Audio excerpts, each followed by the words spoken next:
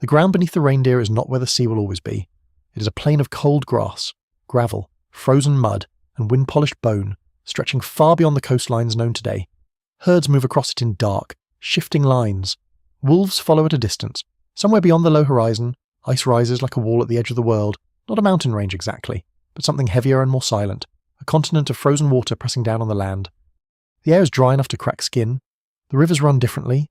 The stars hang over a planet whose shape would feel strange to modern eyes, because much of the ocean is locked away in ice, and lands that are now drowned are open to footsteps. This is the world before it breaks apart. For tens of thousands of years, the late Ice Age world is not a single frozen wasteland, though it is often imagined that way. It is a patchwork of extremes.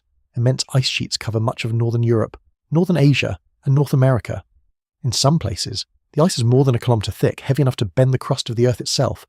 Farther south, open steppe tundra spreads across huge distances, a cold, productive landscape where grasses, herbs, and low shrubs feed animals in numbers that can be difficult to picture now. Mammoths move through it, woolly rhinoceroses graze in the wind, bison, horses, musk oxen, reindeer, saiga antelope, giant deer, cave hyenas, cave lions, and wolves all occupy a living world that is harsh, but not empty. It is a world built around cold, distance, and movement. The map is almost familiar, but not quite. Britain is not yet an island in the way it is today. It is joined to Europe by a broad, low country of rivers and marshes. The North Sea is partly land. Siberia and Alaska are connected by Beringia, a vast bridge of steppe and dry tundra, not merely a narrow crossing but an entire vanished region. Around Southeast Asia, lowered seas expose Sunderland, joining islands and peninsulas into a much larger tropical landmass.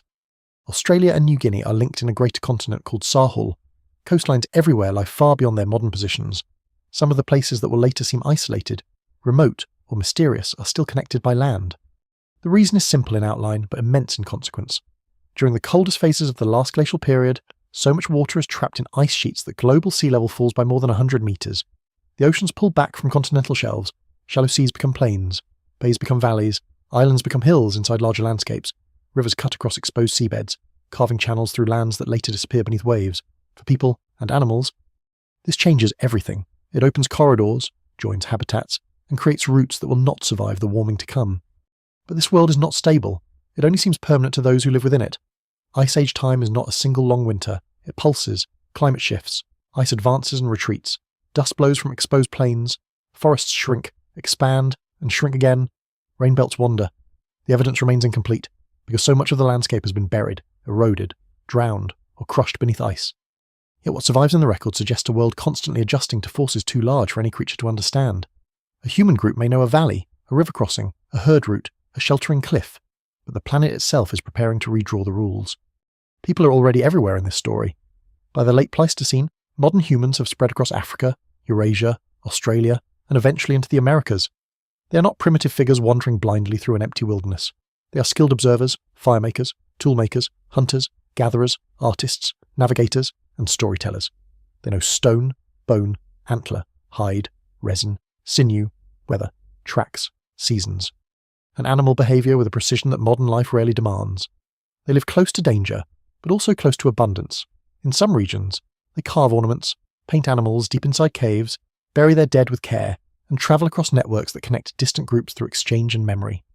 Before we go deeper, take a moment to like the video and subscribe, if this is the kind of history and mystery you enjoy, because the story of the Ice Age ending is not only a story about melting ice, it is a story about how an entire human world, with its roots, coastlines, hunting grounds, sacred places, and remembered landscapes, was taken apart piece by piece. The great ice sheets dominate the north like sleeping powers. The Laurentide ice sheet spreads across much of Canada and reaches into what is now the northern United States. The Cordilleran ice sheet covers western mountains.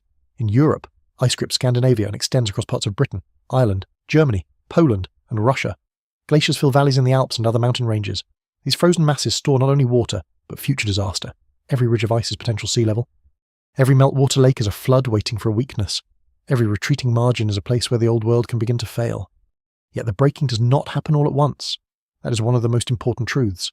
The phrase "the end of the Ice Age" sounds like a door closing, a clean before and after. The real transformation is messier, longer, and stranger. It comes through warming trends, sudden reversals, meltwater pulses, storms, shifting ecosystems, and regional collapses. Some places become wetter, others dry out, some animals vanish quickly, others linger in isolated refuges for thousands of years. Some human groups adapt with remarkable flexibility. Others lose landscapes that had supported their ways of life for generations beyond counting.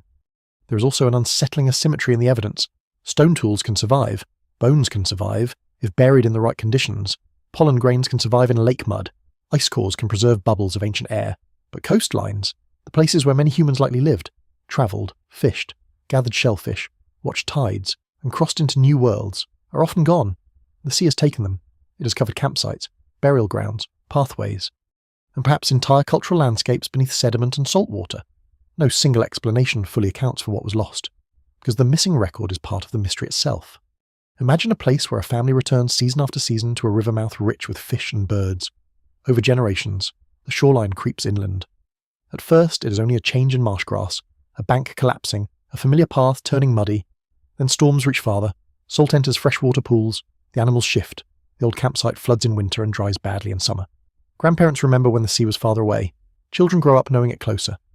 No one needs a scientific theory of sea level rise to understand that the land is changing, the world is moving under their feet. And far away, beyond sight, ice is losing its grip. The final breaking of the Ice Age world is therefore not just a climatic event. It is a geographic revolution. It separates Britain from the continent. It drowns Beringia. It reshapes the edges of Asia, Australia, Europe, and the Americas. It transforms migration routes into seabeds and plains into continental shelves. It helps bring an age of giant mammals toward its end. Though scholars still debate how climate change, human hunting, habitat fragmentation, and ecological stress combined in different regions, it presses human communities toward new strategies, new foods, new settlements, and eventually, in some places, new relationships with plants, animals, and land. The cold world does not know it is temporary. The mammoth crossing the plain does not know the grassland will shrink. The hunter watching from a ridge does not know the valley below may one day lie beneath a grey sea. The ice sheet does not announce its failure. It thins, cracks, melts, retreats, and releases water in ways that can seem slow for a lifetime and sudden in the memory of the Earth. So the story begins here, on a planet both recognisable and alien, where the coast is not the coast, the islands are not yet islands, and the future is stored in frozen silence. The world is still whole in ways it will never be again, and beneath the beauty of that cold open distance the first signs of fracture are already gathering. Along the margins of the ice, life does not wait politely for better weather. It presses itself into every usable space, every sheltered valley, every river bend, every strip of open ground where plants can take root before frost returns. The people who live here are not standing outside nature, watching an ice age landscape like distant witnesses. They're inside it, moving with its herds, reading its winds, sleeping beneath hides, following rivers, repairing tools by firelight, and carrying memory across distances that no map yet records. Their world is dangerous, but it is also known. It has patterns, it has seasons, it has old routes and old places, and the first tragedy of the thaw is that many of those places will vanish before anyone can leave a lasting mark. Human life near the end of the Pleistocene is astonishingly varied. In Western Europe, groups shelter in caves, rock overhangs, and open-air camps, leaving behind blades, berrins, needles, spear points, pigments, ornaments, and animal bones. Farther east, across the great open steppes, people build dwellings from mammoth bone, hide, wood, and earth, using the remains of the very animals that define their world. In Siberia, humans endure cold that would seem almost uninhabitable. Yet the archaeological record shows skill, planning, and persistence. In Australia and New Guinea, people live in environments far removed from the northern ice, but still shaped by lower seas and altered coastlines. In the Americas, the timing and routes of early settlement remain debated in detail, but what survives in the record suggests that people eventually moved through newly available corridors and along coasts whose earliest traces are now partly drowned. These communities do not live in isolation from change. Even before the Great Warming gathers strength, they inhabit a restless planet. A valley may be open grassland for generations, then become wetter, brushier, or more wooded. A river may change course after floods. A glacier may block one route and expose another. Herds may fail to arrive in expected numbers, forcing people to seek new prey or new plants. The evidence remains incomplete, because wood, fibre, skin, and most everyday objects rarely survive from such deep time. But the stone and bone that endure show repeated adaptation. Toolkits change, hunting strategies shift, raw materials travel across long distances, revealing networks of movement and exchange. One of the lesser-known details of this world is how bright and social it may have been. Popular images often reduce Ice Age people to survival alone, as if every moment were nothing but hunger and cold. Yet they make beads, pendants, decorated objects, painted caves, carved figures, and carefully shaped tools far beyond the minimum needed to stay alive. Some sites contain evidence of ochre use, personal ornamentation, and long-distance transport of materials. These are not luxuries in the simple modern sense. They may be signs of identity, alliance, ritual, beauty, memory, or belonging. In a world where groups are often small and scattered, Symbols matter. Recognition matters. Knowing who is kin, who is ally, who shares a story or a route, may be as practical as a spear. The animals around them are equally bound into this fragile order. The mammoth steppe is not just a cold desert with occasional giants. It is a rich biome, sometimes compared to a lost northern savanna, maintained by dry climate, grazing pressure, and open vegetation. Mammoths help shape it by trampling snow, spreading seeds, breaking shrubs, and keeping parts of the landscape open. Horses and bison crop grasses. Reindeer move in seasonal waves. Predators follow weakness, injury, birth. And migration. Carrion feeds scavengers, dung feeds insects, bones become tools, fuel, structure, and memory. The ecosystem is harsh, but it is interconnected in ways that become clear only when it begins to unravel. The people know these animals not as museum specimens, but as presences. A mammoth is food, danger, material, story, and landmark all at once. A reindeer herd is movement made visible. A horse track in thawing mud may mean meat, risk, or a long day of following. The giant deer, with antlers wider than a person is tall, occupies open woodland and grassland edges. The cave lion is not simply a predator, but a force that shares the same hunting world. Even smaller creatures matter: hares, foxes. Birds, fish, shellfish, and plants fill the gaps between great hunts. Survival depends on not being too proud to notice the small things. Still, the Ice Age world at the edge of breaking is already under pressure. Human populations are not uniformly large, but they are increasingly capable and widespread. Their hunting may add stress to some animal populations, especially when climate narrows habitats and fragments ranges. Scholars still debate the balance between human impact and environmental change in late Pleistocene extinctions, and the answer likely differs from region to region. In some places, climate may be the dominant pressure. In others, human hunting could push already stressed species past recovery. In many cases, no single explanation fully accounts for the pattern. The collapse of a world is rarely polite enough to have one cause. A strange clue lies in the unevenness of survival. Some large animals disappear from entire continents, while close relatives persist elsewhere. Mammoths vanish from most of their range, but linger on isolated islands long after the mainland populations are gone. Bison survive, though transformed in range and ecology. Reindeer endure by following cold-adapted habitats northward. Horses disappear from the Americas, though they had evolved there, and return only thousands of years later with humans from across the ocean. Such patterns suggest that extinction is not merely a matter of size, cold, or hunting alone. It is about timing, refuge, reproduction, food webs, and the closing of escape routes. For humans, escape routes are also changing, though not yet completely severed. The low sea levels of the Ice Age create opportunities that later ages will forget. People can move through exposed lands that will become seabeds. Coastal groups may follow shorelines now lost beneath deep water. Islands may not yet be islands. Rivers run across plains where fishing, gathering, and travel are possible. The very geography that allows movement also creates a future archaeological silence, because many of the most attractive places to live are the very places the rising seas will erase. This creates one of the great distortions in how the past is remembered. The surviving record often comes from caves, uplands, river terraces, and inland sites, not necessarily because most people preferred those places, but because those places survived. Coastal life may have been far more important than the evidence now suggests. Shellfish, fish, seabirds, marine mammals, driftwood, and tidal knowledge could support communities in ways that leave little trace once the sea advances. What lies underwater is not just land, it is missing human experience. At the edge of the Ice Age, then, the world is full, not empty. It is filled with tracks, fires, migrations, births, deaths, storms, thawing ground, frozen rivers, and old paths pressed into memory. But the forces that will break it apart are beginning to gather beyond ordinary sight. A child born beside an Ice Age river may grow old in a landscape subtly unlike the one their grandparents described. A hunting group may find shrubs where open grass once stood. A crossing may become marsh. A familiar herd may arrive late or thin, or not at all. The first signs of the Great Transformation are not always dramatic. They may come as fewer animals on a ridge, wetter ground beneath a camp, birds nesting where they did not nest before, trees creeping into open country, or insects appearing earlier in the season. The old world does not fall in a single day. It loosens, it frays, it changes the meanings of places people thought they understood, and by the time the warming becomes undeniable, the edge of the Ice Age has already begun to move. The warming begins like a rumour moving through stone, water, and bone. It is not felt everywhere at once, and it does not arrive as gentle spring after a long winter.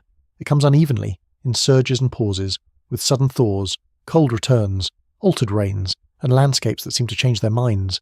In the deep ice, layers begin to record a different atmosphere.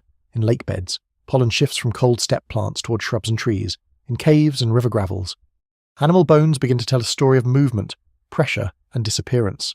The planet is not simply getting warmer, it is reorganizing itself. For thousands of years, the great ice sheets have acted like frozen engines of climate. Their bright surfaces reflect sunlight, Their height changes wind patterns. Their sheer mass affects the crust beneath them. Around their edges, cold air spills outward, shaping vegetation and storms far beyond the ice itself. When warming begins to loosen these frozen systems, the consequences do not stay politely at the margins. Meltwater changes oceans. Oceans influence air. Air shifts rain. Rain changes plants. Plants move animals. Animals move people. The breaking of the Ice Age world is a chain reaction with no single centre. One of the clearest signs comes from the plants. In many regions, open tundra and steppe begin to give way to shrubs, then to birch, pine, and other trees where climate allows. This is not a simple victory of forest over cold. Forests advance in some places and stall in others. Grasslands persist in pockets. Wetlands form where ice blocks drainage or where thawing ground holds water. Some landscapes become more productive for certain animals and worse for others. Reindeer may lose open range. Elk and deer may gain woodland. Mammoths, adapted to broad, cold grasslands, face a world that is becoming patchier and harder to move through. The change is visible in the ground itself. Permafrost thaws, slopes destabilise, rivers carry more sediment as glaciers retreat and release trapped debris. Lakes form in hollows left by dead ice. Some rivers are blocked by ice dams, creating enormous temporary lakes that can persist quietly for years before failing catastrophically. The evidence remains incomplete in many places because later erosion, flooding, and human activity have disturbed the record, yet the pattern is unmistakable. A frozen architecture that took ages to build begins to collapse. For people living through it, the warming is not an abstract global trend. It is a change in timing. Snow melts earlier, rivers flood differently, animals carve in places where they did not before. Plants appear in new combinations. Familiar stone sources may be harder to reach if valleys flood or marshes expand. A winter camp may become less reliable. A summer hunting ground may grow too wooded for the old methods. The world still provides, but it asks different questions. Human intelligence, so sharply tuned to pattern, must now track a pattern that is shifting beneath observation. There is a temptation to imagine the end of the Ice Age as welcome relief, as if warming simply made life easier. In some places and moments, it surely did. Longer growing seasons could mean more plant foods. Expanding forests brought new animals, new materials, and new possibilities. Rivers and lakes rich with fish could support different ways of living. But warming also destroys. It removes the reliability of cold. It breaks the open world that many animals and people have known. It turns firm crossings into wetlands, valleys into lakes, plains into coastlines, and eventually coastlines into seabeds. A softer climate can still be a brutal disruption. The great ice begins to retreat, but retreat is not quiet. Glaciers grind, crack, carve, and bleed meltwater through channels beneath and beside the ice. At their margins lie unstable worlds of gravel, mud, ice cliffs, temporary lakes, and roaring rivers. Sometimes the meltwater is trapped. Sometimes it drains slowly. Sometimes a natural dam fails and releases floods of almost unimaginable force. These events are difficult to reconstruct precisely, and scholars still debate the roots, timing, and impact of some major meltwater releases. But the broader picture is clear: the ice does not merely melt away like snow in a field. It fails as a landscape. In North America, the retreat of the Laurentide and Cordilleran ice sheets begins to open and close possible routes, including interior corridors whose habitability and timing remain important to debates about early peoples in the Americas. Along the edges of the North Atlantic, changes in meltwater and sea ice influence climate in ways still studied through marine sediments and ice cores. In Europe, the retreat of ice leaves behind raw landscapes of till, outwash plains, lakes, and newly exposed ground. Britain, still connected in part to the continent, begins moving toward a future as an island, though the final separation is still to come. A lesser-known consequence of the melting is that the land itself responds. Where ice has pressed the crust downward, the removal of weight allows rebound. Some regions rise as the ice retreats, while global sea level rises because meltwater returns to the oceans. This creates complicated coastlines, where land in one place may lift even as the sea advances elsewhere. In parts of Scandinavia and Canada, former shorelines now sit far above the modern sea. In other regions, low coastal plains drown. The end of the Ice Age is not only water rising, it is the solid earth breathing back after being crushed. This movement complicates every attempt to imagine the old map.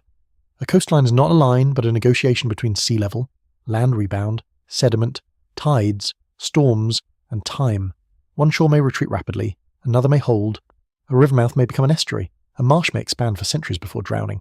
A human group living near such a place might not experience one grand catastrophe, but a slow betrayal of familiar ground. What survives in the record suggests both sudden events and long attrition, and the two are not opposites. A world can be lost by inches until one storm takes the rest. The animals respond in waves. Some follow cold northward or upward into mountains. Some adapt to mixed environments. Some decline as their habitats fragment. The mammoth steppe, once stretching across vast regions, begins to shrink into disconnected patches. For species that require large ranges, slow reproduction, and particular forage, fragmentation can be fatal. A population does not need every individual to die at once. It only needs births to fall below losses, herds to become isolated, and refuges to disappear one by one.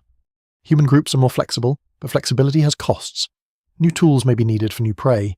Fishing may become more important in places where rivers and lakes expand. Plant gathering may increase as vegetation changes. Seasonal rounds may shorten or shift.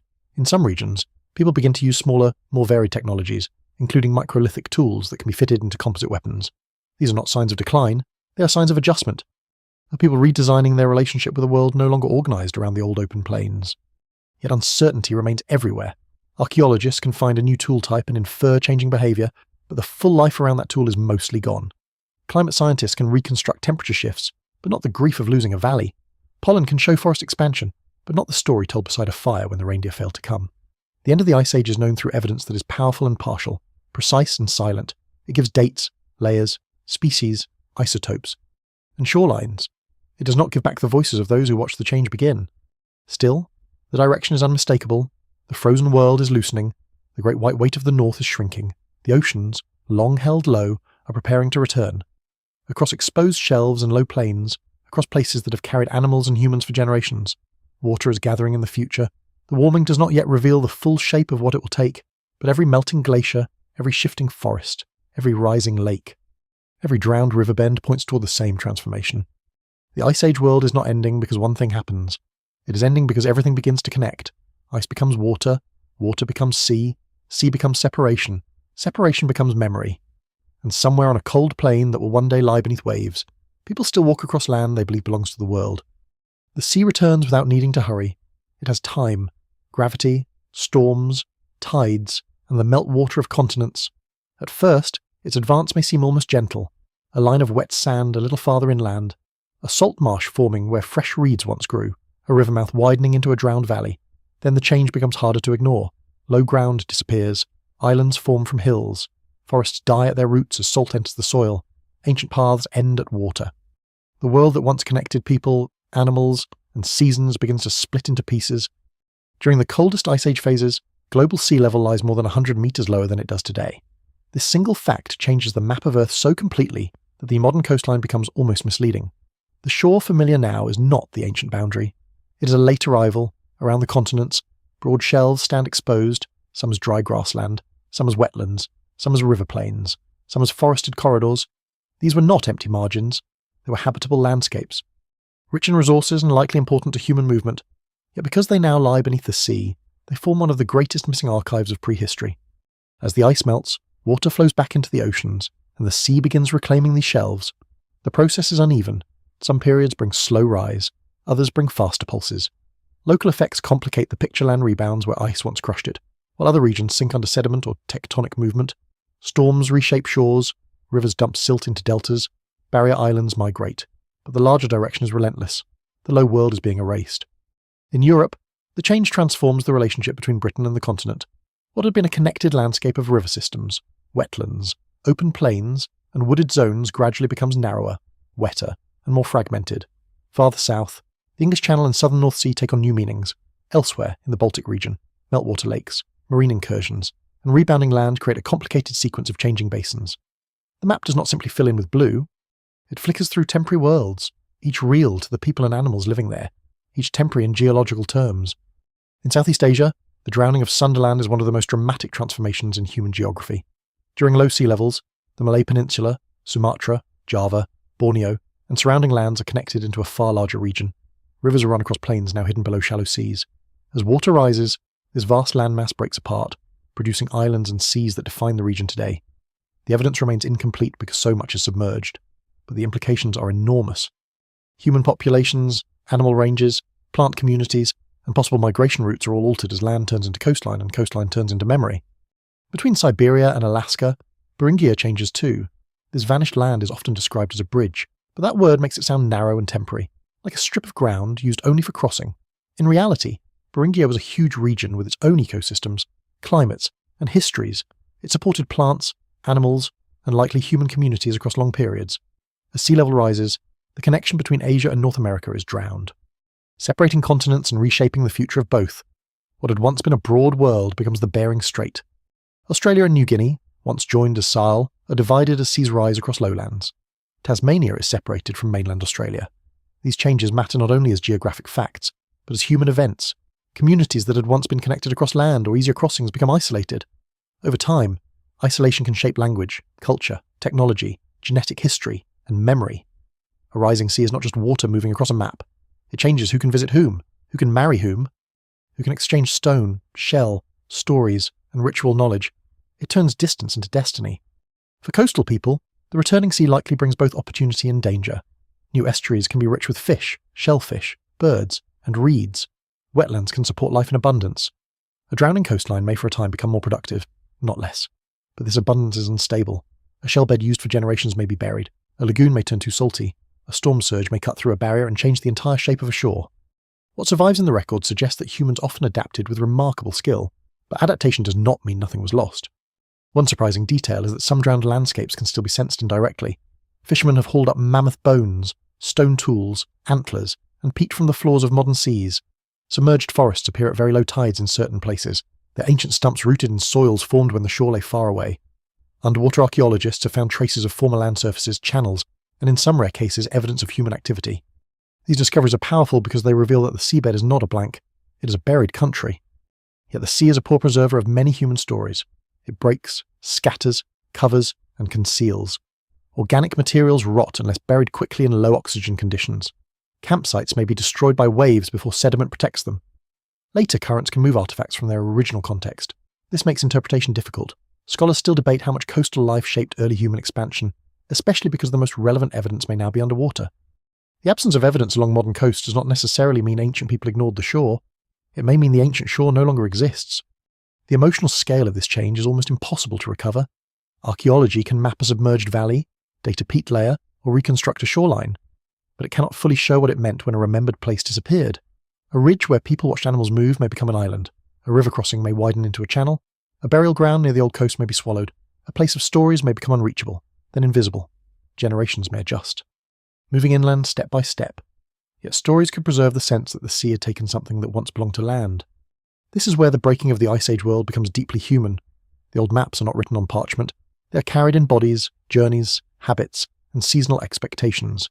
People know where to find flint, where fish run, where birds gather, where fresh water lies, where a dangerous crossing can be made in late summer, where a hill gives shelter from wind.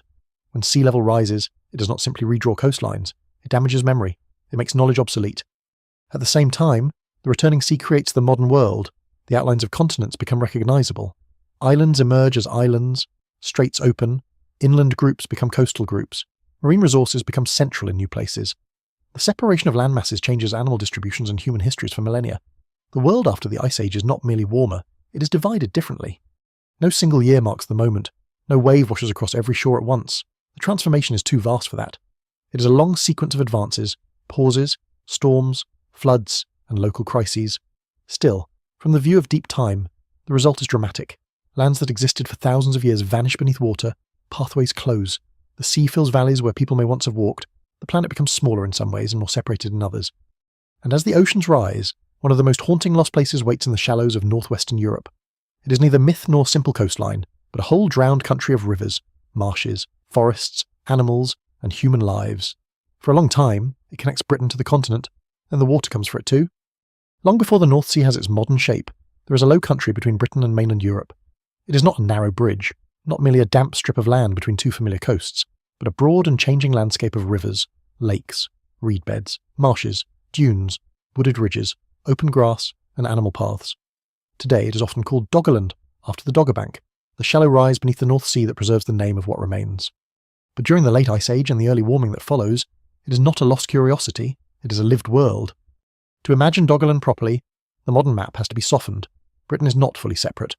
The southern North Sea basin contains exposed land crossed by river systems flowing through a broad plain. The Thames, the Rhine, the Meuse, and other waters are part of a shifting drainage network. The reconstructing exact courses is difficult because later flooding and sediment have hidden so much. What survives in the record suggests a place rich in resources. Especially as the climate warms and wetlands expand. It is the kind of landscape where people can hunt, fish, gather plants, collect birds' eggs, find fresh water, and move between regions without needing boats for every journey. At its height as a habitable post-glacial landscape, Doggerland may have been especially attractive because it sits between worlds. To the west lies Britain, to the east and south lie the European mainland, to the north and around its lower basins. Water is rising. This creates a mosaic of ecological edges. Edges are often rich places where river meets marsh, where woodland meets open ground, where fresh water meets salt, where animals come to drink, where fish run. where birds gather in seasonal numbers.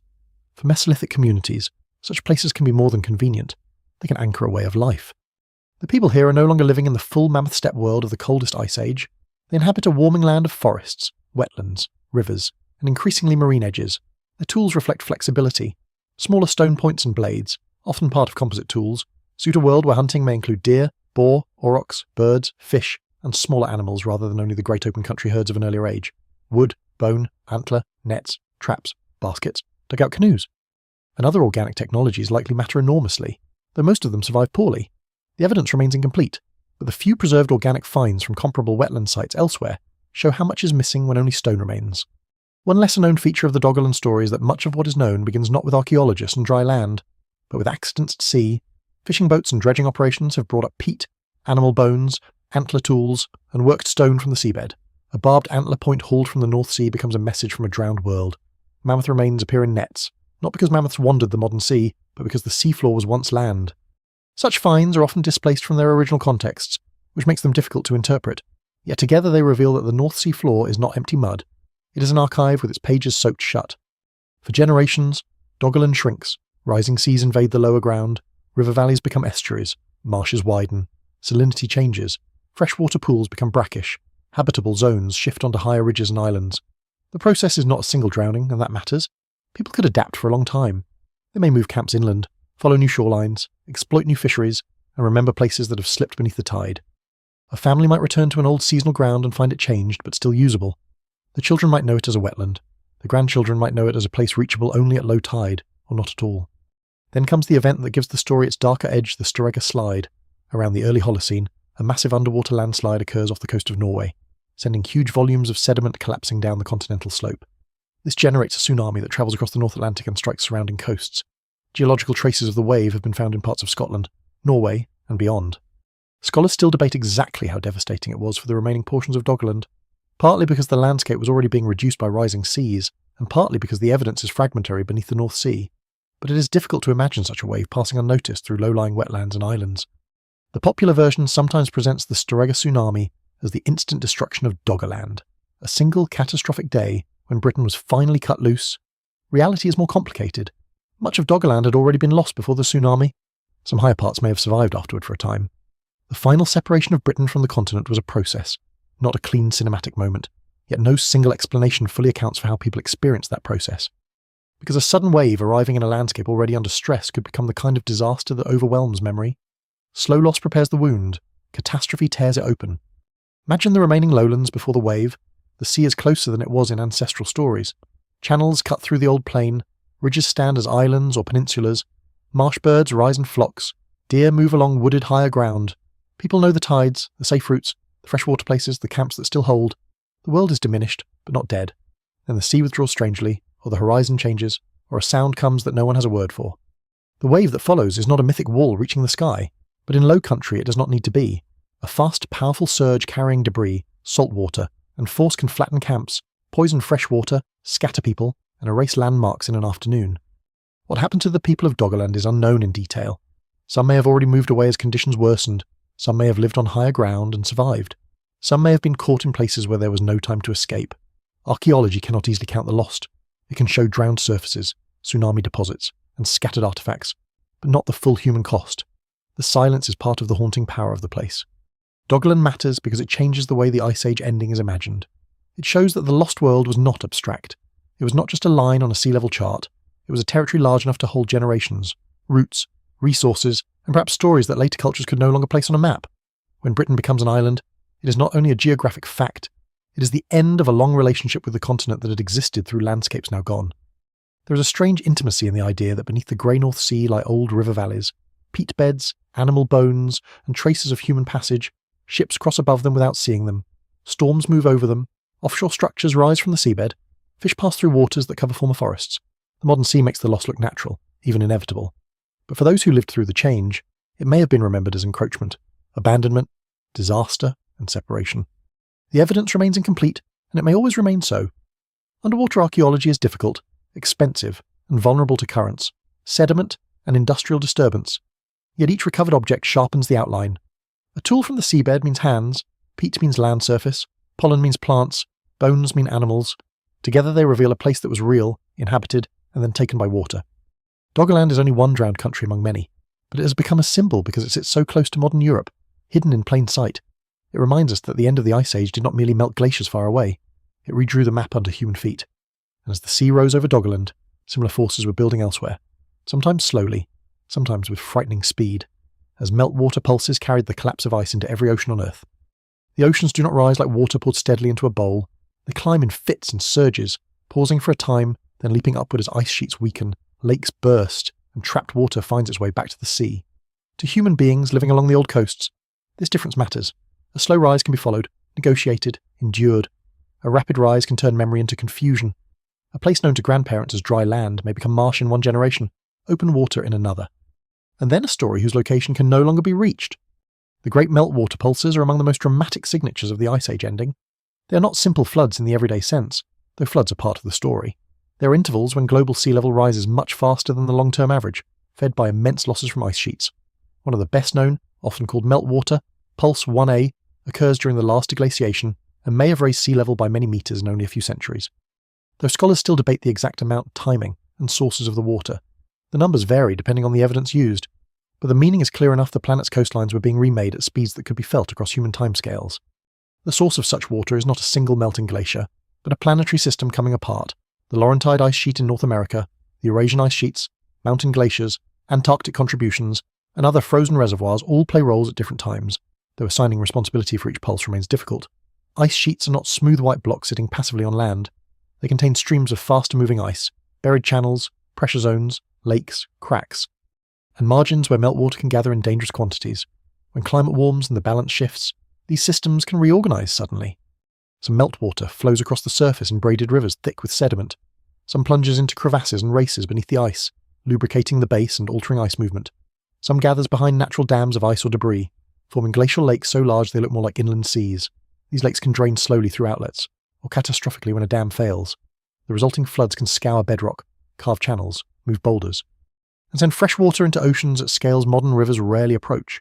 The evidence remains incomplete in many regions, because later events have overwritten older traces, yet the landscapes left behind can still feel almost violent. In North America, the story of glacial Lake Agassiz gives a sense of the scale. As the Laurentide ice sheet retreats, meltwater collects along its margin in a vast lake that at times covers areas larger than many modern countries. Its shorelines shift repeatedly as outlets open and close. Water drains south, east, north, or northwest, depending on ice position and topography. These changes are not merely local. Fresh water entering the North Atlantic or Arctic systems may influence ocean circulation, which in turn can affect climate. Scholars still debate the details of these links, especially for abrupt events, but the possibility itself shows how interconnected the collapsing Ice Age world had become. Elsewhere, glacial lakes form and fail in mountain valleys and along retreating ice margins. In Central Asia, the Himalaya, the Alps, the Andes, and many other regions. Smaller but still devastating outburst floods shape valleys and downstream environments. In the Pacific Northwest of North America, the Missoula floods, earlier in the deglacial story, reveal what repeated glacial lake failures can do: carve scablands, rip through channels, leave giant current ripples, and scatter immense rocks far from their source. These events are not the same as the global meltwater pulses, but they belong to the same larger age of ice dams, unstable water, and landscapes reorganized by sudden release. For people living downstream or along vulnerable coasts, such processes do not need to be understood scientifically to be feared. A river may rise beyond all known levels, a valley may roar with water and debris, a coastline may move inland faster than expected. In lowlands, a few meters of sea level rise can transform vast areas, because slope matters. On a flat coastal plain, the sea can advance far inland from what seems like a modest vertical change, where storms coincide with rising water. The destruction becomes more severe. A community may survive one event and lose the land anyway over the following generations. A surprising detail of sea level rise is that its human impact depends less on the global average than on local shape. A rocky coast may watch the sea climb against cliffs and lose relatively little ground. A broad shelf may surrender enormous territory. A delta may grow even as nearby areas drown, if rivers deliver enough sediment. A rebounding coast once pressed by ice may rise faster than the sea for a time. While regions far from former ice can experience relative sea level rise more sharply, this unevenness means there is no single human experience of the thaw. The Ice Age ends differently depending on where one stands. For some groups, the meltwater age may bring abundance before loss. New lakes teem with fish, wetlands attract birds, river systems expand, freshly exposed land can be colonized by plants and animals. The edge of a retreating ice sheet may be dangerous, but it can also create rich seasonal zones. Humans are opportunists in the best sense observant, mobile, experimental. They can use new shores, new prey, new materials, and new routes. What survives in the record suggests that many communities did exactly that, repeatedly adjusting to the world's instability. But instability has a cumulative cost. A shoreline does not have to drown overnight to undermine a culture built around it. If camps must be moved again and again, if fresh water becomes brackish, if burial places vanish, if travel routes close, if neighbouring groups crowd into remaining territories, social pressure rises. The archaeological record can show changing settlement patterns, toolkits, and diet, but it cannot easily show the negotiations, conflicts, marriages, alliances, and grief that accompanied movement. Still, it is reasonable to infer that environmental change did not remain environmental for long. It became social. The meltwater pulses also leave a deeper mystery. They show that ice sheets can respond to warming in nonlinear ways. This matters because it challenges any simple picture of gradual change. The planet can absorb pressure for a long time, then shift suddenly. A lake can sit behind an ice dam until one weakness opens. A glacier can thin slowly until its flow changes. An ocean circulation pattern can remain stable until fresh water, wind, and temperature push it toward another state. No single explanation fully accounts for every abrupt shift of the deglaciation, but the record repeatedly warns against assuming smoothness. For the ancient world, this means uncertainty becomes part of the atmosphere. Not uncertainty in the modern scientific sense, but lived unpredictability. People may know the local signs, but the scale of change exceeds inherited experience. When land has always been there and then is gone, when rivers change their behaviour, when animals move away, when storms reach farther inland, old knowledge must be revised. The groups that survive are not those who cling most stubbornly to a vanished map, but those who can carry memory without being imprisoned by it. The oceans keep rising, not every year dramatically, not every coast equally, but with a persistence that turns exposed shelves into drowned plains. The water spreading over Doggerland, Beringia, Sunderland, Sahel's lowlands, and countless smaller coasts is the same water released from collapsing ice. It connects distant losses into one planetary event. A melt in North America can help raise the sea against a shore in Europe. Ice failing in one hemisphere becomes pressure on people thousands of kilometres away. That is the strange intimacy of the end of the Ice Age. The world is vast, but its systems are tied together. Ice becomes ocean. Ocean becomes coastline. Coastline becomes migration, isolation, extinction, invention, and myth. The meltwater pulses are not just measurements in sediment cores. They are the heartbeat of a planet-changing state. And as those pulses continue, the living creatures of the old cold world find themselves trapped between retreating habitats and advancing waters. Some will move, some will adapt, some will linger in refuges so small they seem almost impossible, and some, even the giants that once made the Ice Age feel eternal, will begin to disappear. The animals of the Ice Age do not vanish like shadows at sunrise. They fade unevenly, region by region, species by species, population by population, leaving behind bones in river gravels, tusks in frozen ground, teeth in caves, and scattered traces of lives that once seemed woven permanently into the world. For a long time, the great mammals had shaped the northern continents as surely as weather did. They opened vegetation, moved nutrients, carried seeds, fed predators, fed scavengers, and gave humans meat, fat, hide, bone, ivory, sinew, and story. Then the world that supported them began to shrink. A woolly mammoth is not simply a cold-weather elephant in a fur coat. It is a creature built for open, dry, grassy environments, with a high-domed head, curved tusks, thick hair, fat reserves, and teeth suited to grinding tough vegetation.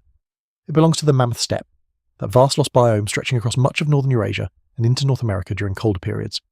This steppe tundra is productive, but its productivity depends on a particular balance: cold, dryness, open ground, and grazing. When warming brings more shrubs, wetlands, forests, deeper winter snow in some areas, and fragmented habitats, the mammoth's world becomes harder to maintain. The same pressure touches many others: woolly rhinoceroses, giant deer, steppe bison, wild horses in some regions, cave lions, cave hyenas, and other animals face changing ranges and changing prey. Some disappear completely, some retreat into smaller refuges, some survive in altered form or in different places. The pattern is messy, and scholars still debate the relative roles of climate: human hunting, disease, vegetation change, and ecological cascade. The most careful answer is not one cause, but a dangerous combination. Climate narrows the room. Humans may add pressure. Fragmented populations lose resilience. Slow-breeding animals have little margin for repeated failure. One of the most haunting details is that extinction often arrives after a long decline rather than at the first sign of trouble. A species can remain visible while already doomed. Herds may still move across the land. Calves may still be born. Hunters may still encounter them, and yet the range may be broken into isolated pockets. Genetic diversity may fall. Food may become less reliable. Predators and humans may take a few too many young or weakened animals. A bad winter, a wet summer. A new disease, or a failed migration can then do what thousands of years of hardship did not. The final disappearance may look sudden only because the earlier weakening is harder to see. The woolly mammoth offers one of the clearest examples of both loss and survival. Mainland populations vanished from most of their range near the end of the Pleistocene and early Holocene, but some mammoths linger on islands long afterward. On Wrangel Island in the Arctic Ocean, dwarf mammoths survive until roughly 4,000 years ago, long after pyramids arising in Egypt, on St. Paul Island in Alaska. Mammoths persist for thousands of years after the mainland decline before disappearing as freshwater and habitat become limited. These island survivors are a reminder that extinction is not always one clean global event. It is a series of endings, some delayed, some hidden, some almost unbelievably late. Other disappearances are equally strange. The giant deer, often called the Irish elk, though it is neither exclusively Irish nor truly an elk, carries enormous antlers that have become symbols of Ice Age grandeur. It survives in parts of Eurasia into the early post-glacial world before vanishing. Its extinction has sometimes been blamed on its antlers, as if evolution had foolishly burdened it with display too grand to survive. That simple story is not enough. The evidence suggests a more complex mix of habitat change, nutritional stress, range contraction, and perhaps human pressure. The antlers may have mattered, but they were not a punchline. They were part of a life history that became harder to sustain as open landscapes changed. In the Americas, the losses are even more dramatic. Mammoths, mastodons, ground sloths, saber-toothed cats, American horses, camels, dire wolves, and many other large animals disappear around the end of the Pleistocene. The timing overlaps with major climate shifts and the spread of humans, creating one of archaeology and paleontology's enduring debates. Some researchers emphasize human hunting and ecological disruption. Others emphasize abrupt climate change and habitat transformation. Many now see regional combinations rather than a single universal trigger. No single explanation fully accounts for why some species vanished while others survived, or why extinctions unfolded differently across continents. The role of humans is especially difficult to measure, because even small populations can have large effects under the right conditions. A few successful hunts may not endanger a healthy, widespread species, but if that species is already fragmented, reproduces slowly, and faces shrinking habitat, added mortality can matter. Humans may also change animal behaviour simply by being present, pushing herds away from preferred areas or disrupting seasonal movements. At the same time, it would be misleading to imagine humans as the only force. The climate was transforming entire ecosystems at scales far beyond human control. The truth likely lies in the collision between human adaptability and animal vulnerability. For people, the disappearance of large animals is not only ecological, it changes diet, technology, movement, and perhaps belief. A community that has long depended on reindeer, horse, bison, or mammoth must adjust when those animals shift range or decline. New prey require new tactics. Forest animals behave differently from open country herds. Fishing, trapping, plant gathering, and smaller game may become more important. In some regions, the archaeological record shows diversification rather than collapse, as people broaden their diets and toolkits. Adaptation is visible, but so is the loss of a world in which certain animals had been central presences. There is also the predator's side of the story. Cave lions, saber-toothed cats, dire wolves, and giant hyenas do not simply disappear because the weather changes. They depend on prey communities. When large herbivores decline, predators lose the foundation beneath them. Specialized hunters are especially vulnerable. Scavengers lose carcasses. Competition shifts. Ecosystems can unravel upward and downward at the same time. A mammoth is not only a mammoth, it is food for carnivores. Bones for humans, nutrients for soil, disturbance for vegetation, and a moving part in a larger machine. What survives in the record often arrives as fragments.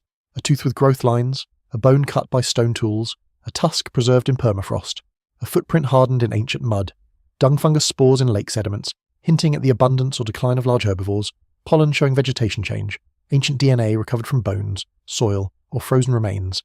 Each clue is small, but together they allow researchers to reconstruct a vast fading. The surprising part is not that the Ice Age animals died. All species eventually do. The surprising part is how close their world lies to ours, separated not by mythic time, but by a handful of millennia. In some places, humans may have watched the last local mammoths, the last giant deer, the last wild horses of a region, without knowing they were seeing an ending. Extinction is usually recognised only afterward. While it is happening, it may look like scarcity, bad luck, changing routes, smaller herds, fewer tracks after winter. A hunter might remember when animals were more common. An elder might speak of a valley where they once gathered. Children might grow up never seeing creatures that shaped the stories of their grandparents. This is how a world disappears socially before it disappears completely. The Ice Age bestiary has become familiar in museums, but museum stillness hides the force of the loss. These animals were not exhibits. They were neighbours in the deepest sense, part of the sensory world, the smell of hides, the sound of hooves, the danger of a wounded giant, the silence after herds failed to return. Their disappearance narrowed human experience. It removed powers from the landscape. And yet their bones remain, sometimes surfacing from melting permafrost, sometimes rising from dredged seabeds, sometimes eroding from riverbanks after storms. They come back as evidence, but also as reminders. The old world was not empty before humans reshaped it. It was alive with forms now gone, and their disappearance marks one of the great consequences of the Ice Age breaking apart. As the animals lose their refuges, humans too must alter their ways, not as passive victims of climate, but as restless survivors forced to invent new lives in a world where the old abundance no longer follows the old paths. The hunters do not stop being hunters when the world changes. They become something harder to name in a single word. They track deer through young forest, set traps near wetlands, fish in rivers swollen by meltwater, gather hazelnuts and berries where shrubs spread into old open ground, collect shellfish along new shores, and carry smaller, sharper, more adaptable tools through landscapes their ancestors might not fully recognise. The old Ice Age world had rewarded movement across vast distances. The new world still rewards movement, but it also rewards patience, local knowledge, and the ability to use many kinds of food rather than depend too heavily on one. As the open Mammoth steppe breaks into forest, marsh, lake, coast, and upland, human communities adjust their lives around variety. In many regions, the archaeological record shows more microliths, small stone blades or points designed to be fitted into wooden or bone shafts as composite tools. Such weapons are flexible. A broken point can be replaced without remaking the entire tool. Arrows, barbed points, fish spears, harpoons, traps, nets, and boats become increasingly important in many post-Ice Age environments, though organic materials survive unevenly. What survives in the record suggests a technological world more sophisticated than stone alone can show. This is one of the quiet misunderstandings about the end of the Ice Age. It is sometimes imagined as a decline from heroic mammoth hunters to smaller lives among forests and fish. The evidence does not support that simple story. Hunting a mammoth is dangerous and impressive, but building a life around wetlands, rivers, coasts, and forests requires a different intelligence. Reading fish runs, bird migrations, nut harvests, tides, animal trails, wood quality, seasonal flooding. And the behaviour of small prey. It is not a lesser world, it is a more intricate one. In parts of Europe, Mesolithic communities live amid expanding forests and waterways. Red deer, roe deer, wild boar, aurochs, fish, birds, beavers, shellfish, nuts, fruits, and roots become important in various combinations. In the Near East, communities experiment more intensively with wild cereals and settlement in ways that will matter later. In northern regions, people follow coastlines and river systems as ice retreats. In East Asia, the Americas, and Australia, local histories differ. But the broader pattern is familiar changing climate forces communities to widen strategies and reconsider place. A lesser known but important detail is that some hunter-gatherer societies become more settled before farming. Permanent or semi-permanent settlement does not automatically require agriculture. Rich rivers, coasts, lakes, and wetlands can support people in one place for long periods, especially when resources arrive seasonally but predictably. Shell middens, fish weirs, cemeteries, and repeated use sites reveal communities with deep attachment to particular landscapes.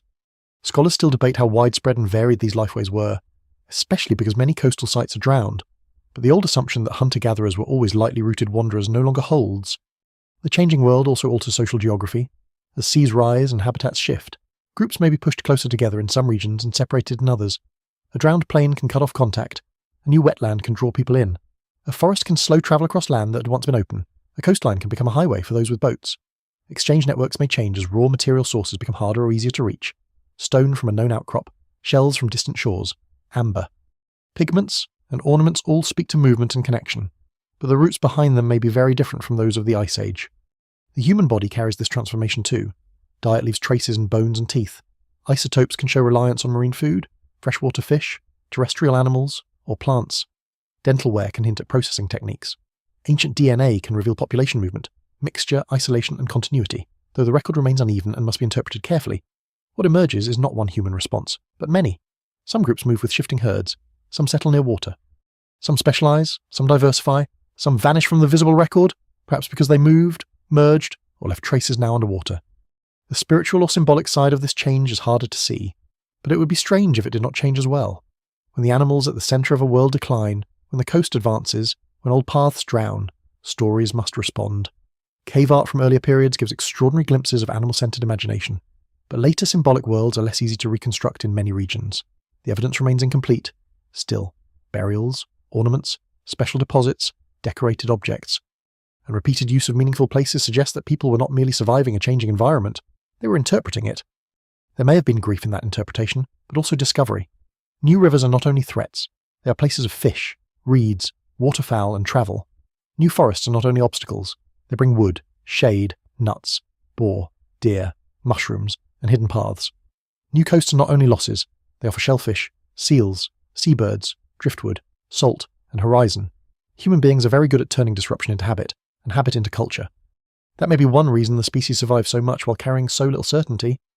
But adaptation does not mean the change was easy.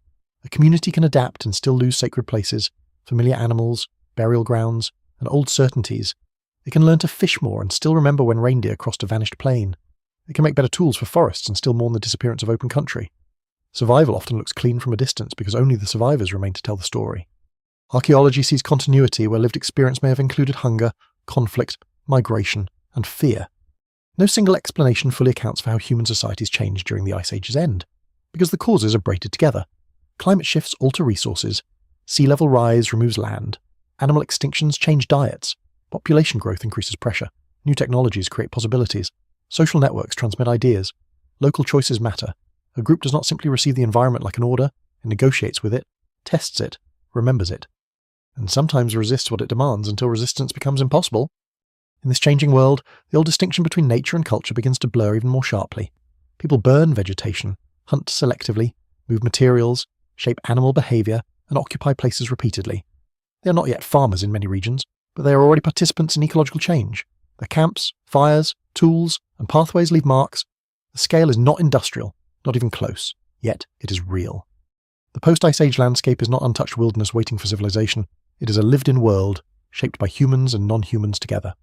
As the thaw continues, human communities become masters of edges, forest edges, water edges, seasonal edges, the edge between memory and invention. They learn that the world no longer offers the same giant certainties. Food comes from more directions, tools become more modular, routes become more local in some places and more maritime in others. The old cold plains withdraw into story, and the new Holocene world begins to teach its own lessons. Still, just as people are learning the possibilities of the warming planet, the climate turns again. After centuries of thaw and rising seas, cold returns abruptly across parts of the northern hemisphere, forests retreat, winds sharpen. The promise of a stable new world falters. For the people living through it, and for the scientists trying to understand it thousands of years later, this sudden reversal remains one of the most unsettling chapters in the breaking of the Ice Age world. The warming world suddenly hesitates, then turns back toward cold. After long centuries in which ice retreats, forests spread, seas rise, and human communities begin adjusting to a softer but unstable planet. The climate shifts with a violence that does not look dramatic in a single afternoon, but becomes unmistakable across years and generations.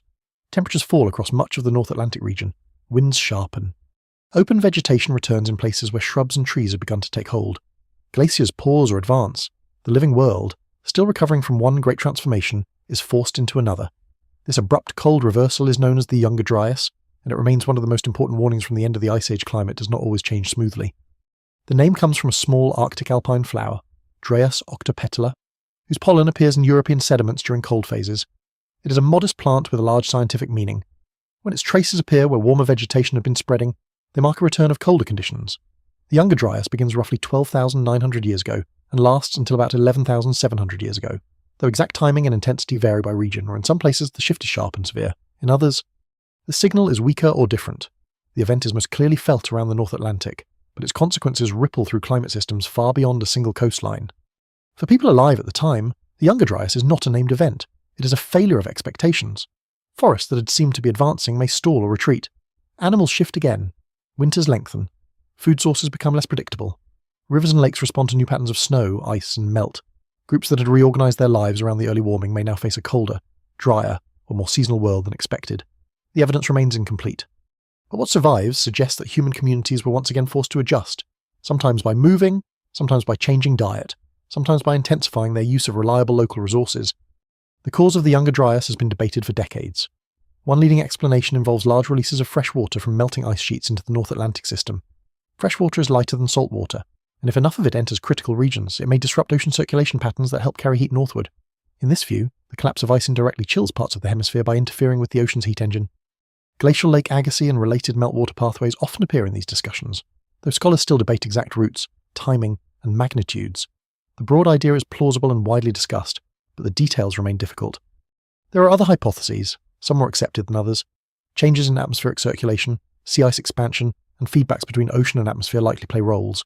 A popular and disputed idea proposes that a cosmic impact or airburst triggered the Younger Dryas and contributed to extinctions and cultural changes. This hypothesis has received public attention, partly because it offers a dramatic single cause, but it remains controversial and is not accepted as a settled explanation. Some claimed evidence has been challenged, and many researchers argue that known climate mechanisms can explain the event without invoking an impact. No single explanation fully accounts for every feature. But the safest ground is that the Younger Dryas reflects a complex climate system response during deglaciation, not a simple one-day catastrophe. That distinction matters. Catastrophes are attractive because they give history a clean shape, a flash in the sky, a flood, a single broken dam, a day when the old world ends. But the Younger Dryas is more unsettling precisely because it shows how the planet can shift through feedbacks that are hard to see until they are underway. Meltwater, sea ice, winds, and ocean circulation do not need drama to change lives. They need thresholds, once crossed. Those thresholds can produce centuries of altered climate. In Europe, the cooling affects landscapes already in transition. The spread of woodland slows or reverses in some areas. Cold-adapted plants regain ground.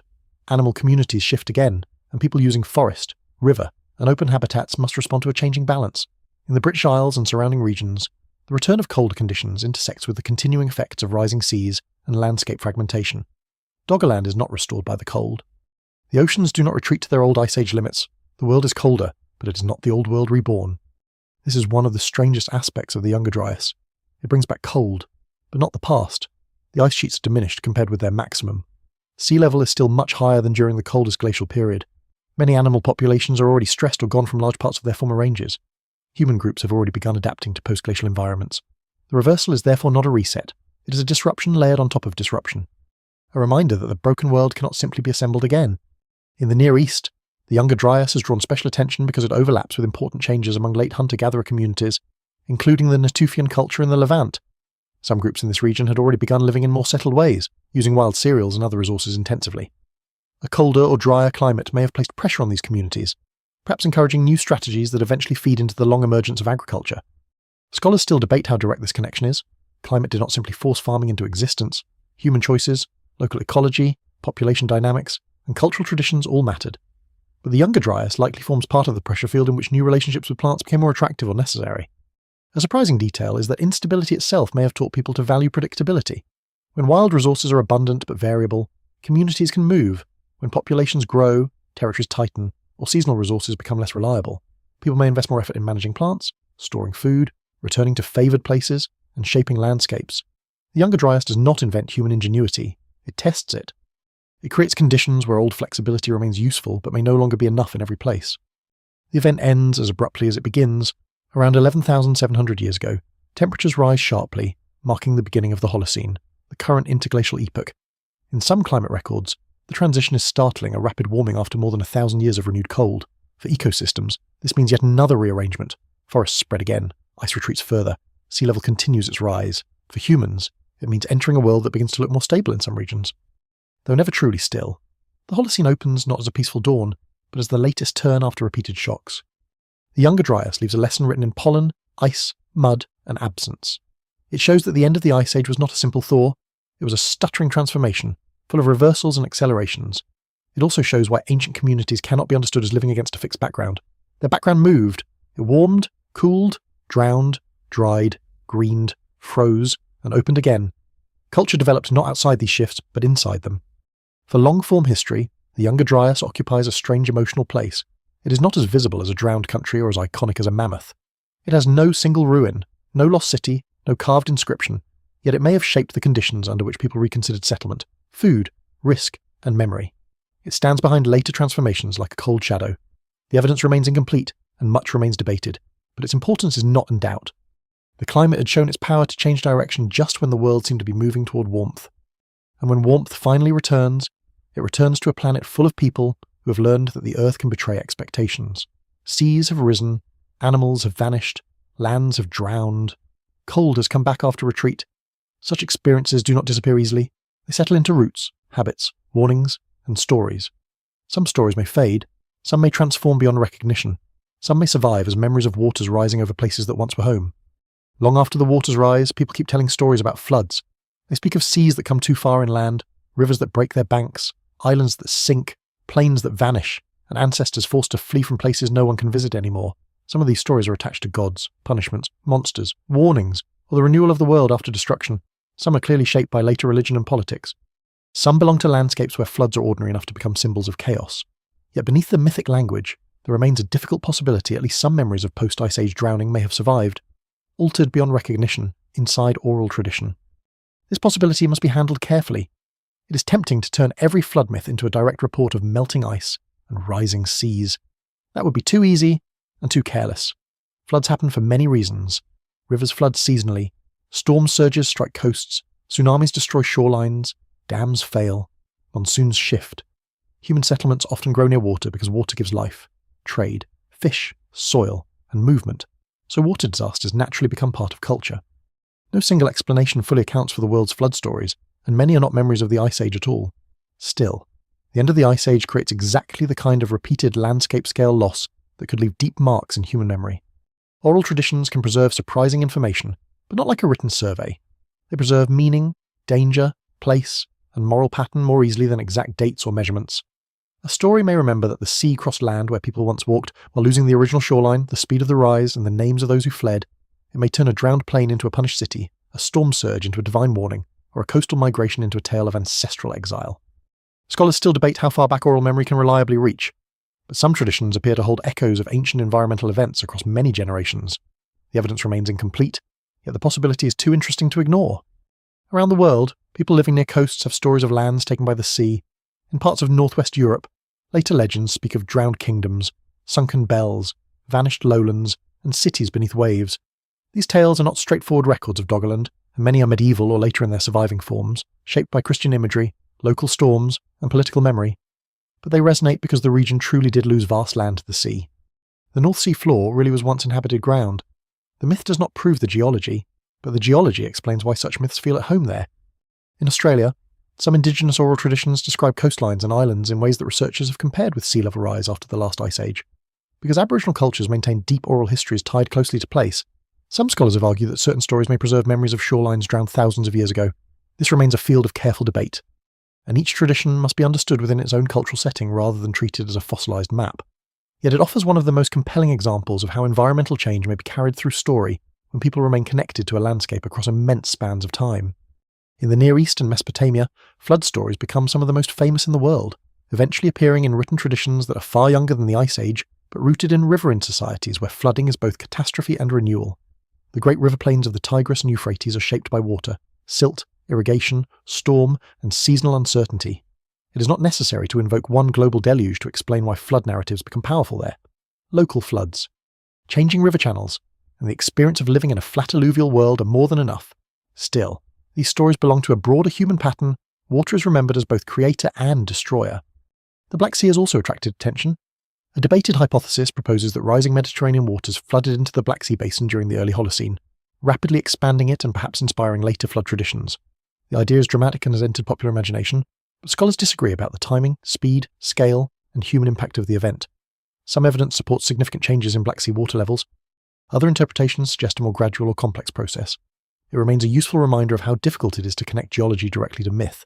A real flood does not automatically become a specific story, and a story does not automatically reveal a single geological event. What matters for the Ice Age world is not proving that one famous flood myth descends from one meltwater pulse. The deeper point is that humans living the Pleistocene enter a planet where water repeatedly takes land. They see coasts retreat, estuaries widen, islands separate, rivers change, lakes burst, and storms invade places once safe. Such experiences are exactly the kind that cultures remember, because they change the rules of living. A warning about where not to build, when to move animals, which hill is safe, or what signs precede a wave may begin as practical knowledge and later become sacred story. A lesser-known detail is that memory can attach to submerged features long after their practical use is gone. Fishermen may know shallow banks without knowing they were once hills. Coastal people may speak of reefs, shoals, or dangerous waters as places of spirits or lost ancestors. Bells heard beneath the sea, forests under the tide, roads leading into water, or islands that appear only in strange weather all become ways of giving shape to absence. The sea hides the evidence, and story fills the water. There is also a psychological truth in flood myths. Water destroys boundaries. It turns land into uncertainty. It takes the fixed and makes it moving. For people who rely on remembered routes, burial places, seasonal camps, and ancestral landmarks, this is more than property loss. It is a crisis of orientation. The past becomes unreachable in a literal sense. A person can stand on a new shore and know that somewhere beyond the waves lies the place where their grandparents lived. That knowledge, carried long enough, can become mythic even without being false. The end of the Ice Age produces many kinds of such unreachable pasts. Doggerland sinks beneath the North Sea, Sunderland breaks into islands, Beringia disappears between continents, coastal plains vanish in the Americas, Europe, Asia, and Australia. The Persian Gulf Basin, once lower and more exposed during low sea levels, is transformed as waters rise. The Mediterranean edges shift. River valleys become estuaries. Each drowned landscape has its own history. most of it unrecorded. Together they form a global archive of loss. Fringe theories often try to gather these losses into a single, vanished super-civilization, a hidden Atlantis behind every flood story. That idea is not supported by mainstream evidence.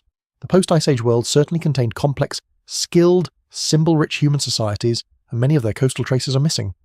But missing evidence is not permission to invent an empire. What the record supports is subtler and more powerful. Many human worlds were lost, not one. Many communities adapted, not one civilization ruling them all. Many memories may have survived as fragments, not a single secret history. The real mystery is humbler, and therefore deeper. How much did people remember? How far did stories travel from the drowned places that gave birth to them? Did a child hear from an elder about a hunting ground beneath the sea and pass it on as fact, warning, lament, or sacred lesson? Did stories of great water merge with later floods, becoming impossible to untangle?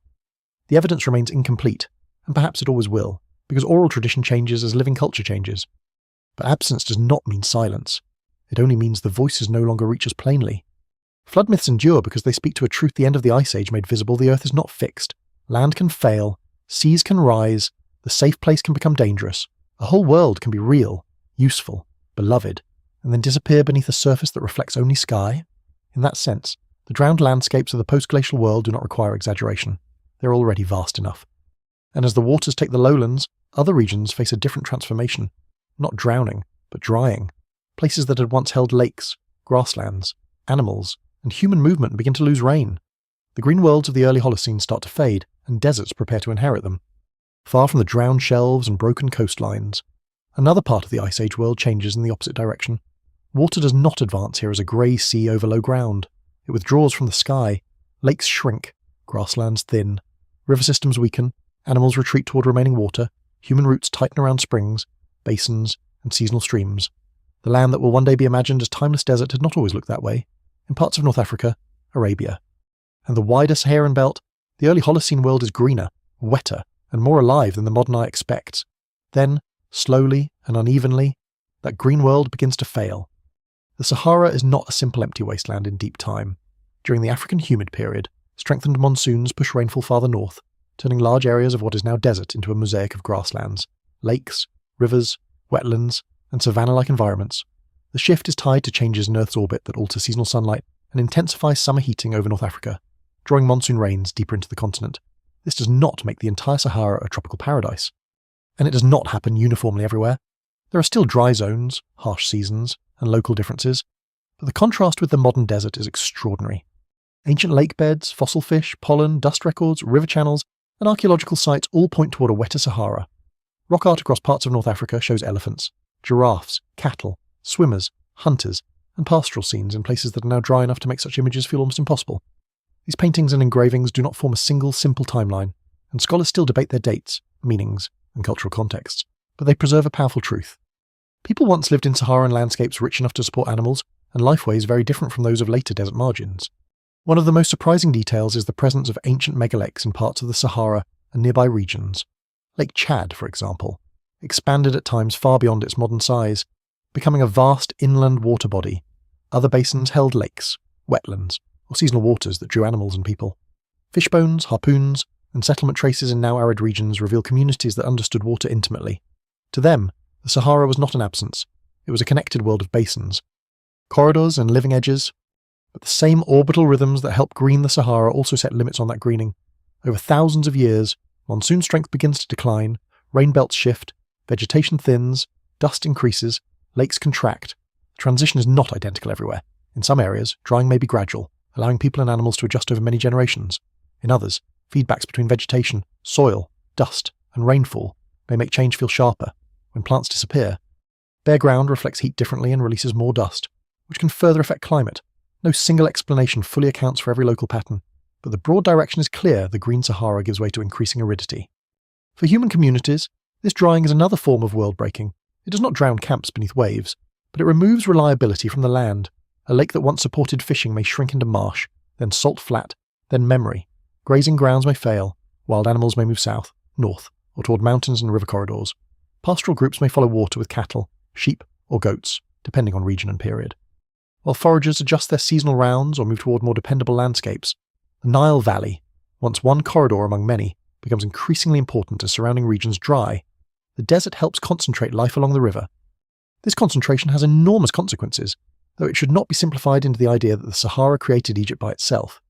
The emergence of complex societies along the Nile involves many factors: local ecology, population movement, agriculture, trade, ritual authority, political organisation, and long cultural development.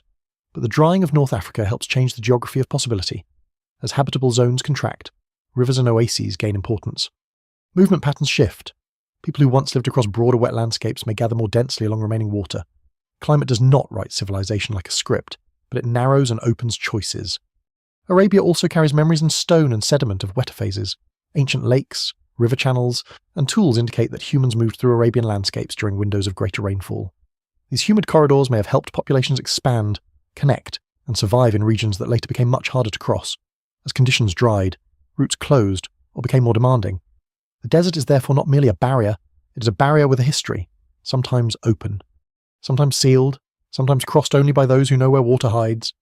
The shift from green to dry also changes animals. Hippos, crocodiles, fish, antelope, giraffes, elephants, and other species once occupied parts of North Africa far beyond their modern ranges. As water retreats, their habitats fragment. Some disappear from the region, others survive farther south or in refuges.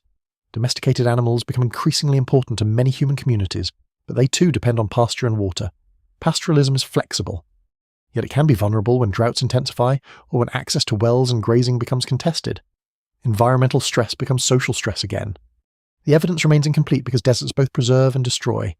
Dry conditions can protect rock art, stone tools, and some organic remains, but wind erosion, sand movement, and the difficulty of survey across vast regions leave many gaps. Dating rock art is especially challenging. A painted cattle scene may evoke a green world, but placing it securely in time requires caution.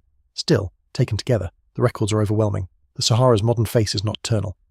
It's the latest mask of a landscape that has changed profoundly. There is a strange parallel between drowning and drying. Both take place slowly enough to be lived with, yet powerfully enough to transform culture. Both turn familiar places into unreachable pasts. In Doggerland, water covers the old ground. In the Sahara, water leaves it. In one place, people may stand at the shore and remember land beneath waves. In another, they may stand beside a shrinking lake and remember when animals came in numbers. One loss is blue, the other is dust. Both belong to the same post-Ice Age world, where climate systems settle into new patterns after the Great Thaw. As the Holocene continues, some regions become more stable, and in that stability, humans begin to intensify their relationships with plants and animals. But stability is never pure comfort. It can mean crowding around reliable water, it can mean storing food because seasons are no longer enough, it can mean defending fields, herds, and granaries, it can mean that movement, once the great answer to uncertainty, becomes harder when people are tied to particular places. The drying of green worlds helps set the stage for a different human future, one where survival increasingly depends not only on following abundance, but on producing it. The Ice Age world has now broken in several directions. The seas have risen over lowlands, the cold has returned and retreated again, the great animals have faded, the Green Sahara has begun its long transformation toward desert. Out of these pressures, not in one place and not for one reason, humans begin to cross one of the most consequential thresholds in their history.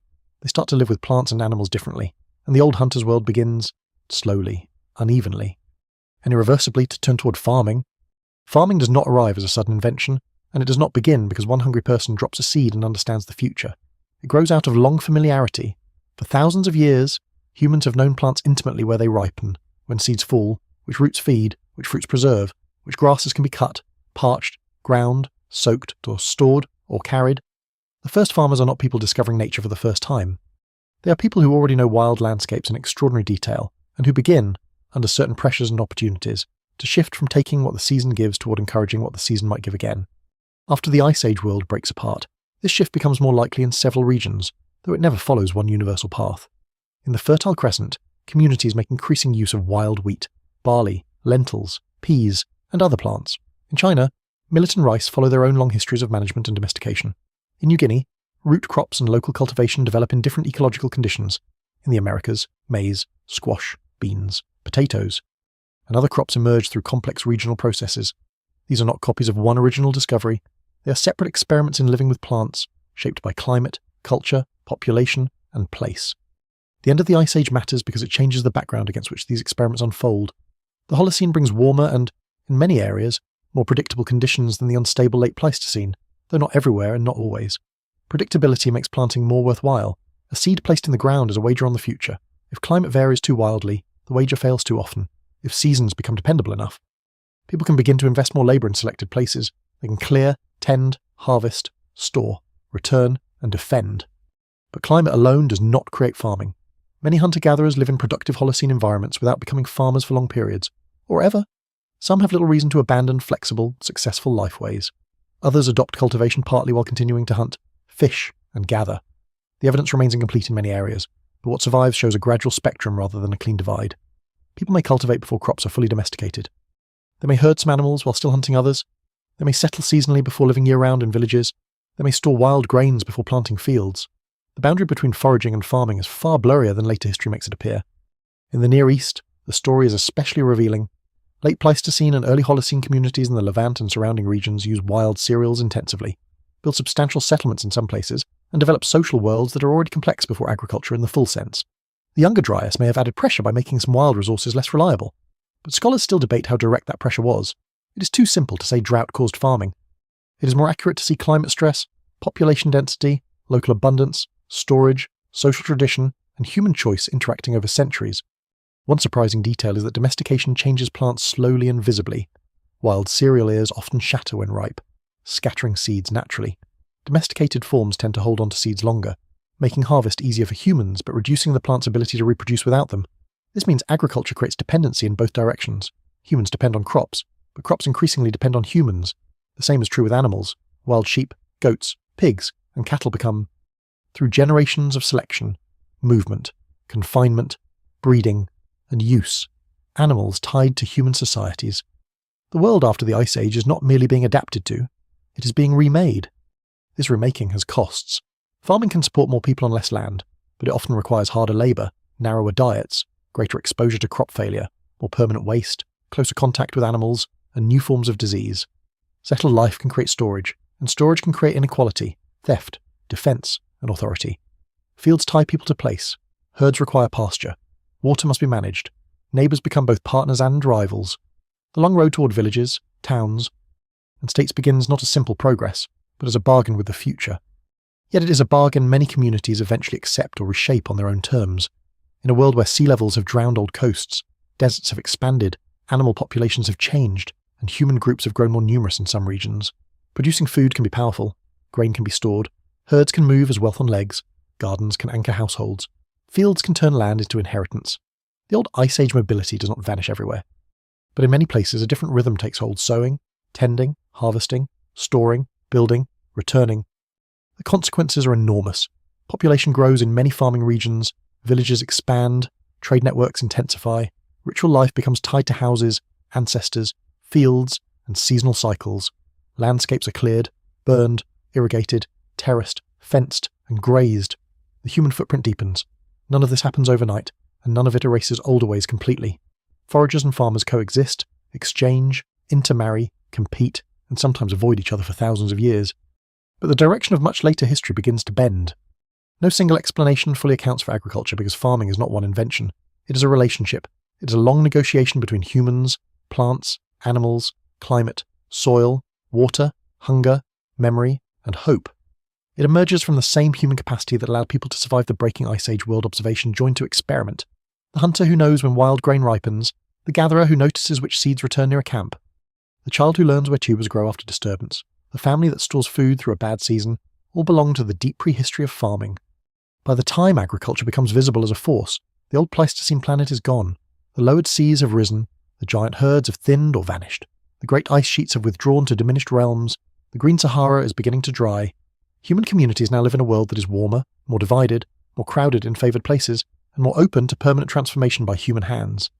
Farming is not the inevitable destiny of this world, but it is one of its most consequential answers. And yet, just when archaeology begins to find villages, fields, storage pits, and domesticated remains, it must also confront what is missing. Many of the earliest coastal experiments, crossings, camps, and settlements may lie underwater. The story of farming, migration, and survival after the Ice Age is therefore built around both discovery and absence. The land we can excavate is only part of the land people knew. The rest waits beneath rivers, deltas, lakes, and seas, hidden under the very waters that made the modern world. Some of the most important places in human prehistory are now beneath water. They are not hidden because ancient people deliberately concealed them, and not because history forgot to look closely enough on land.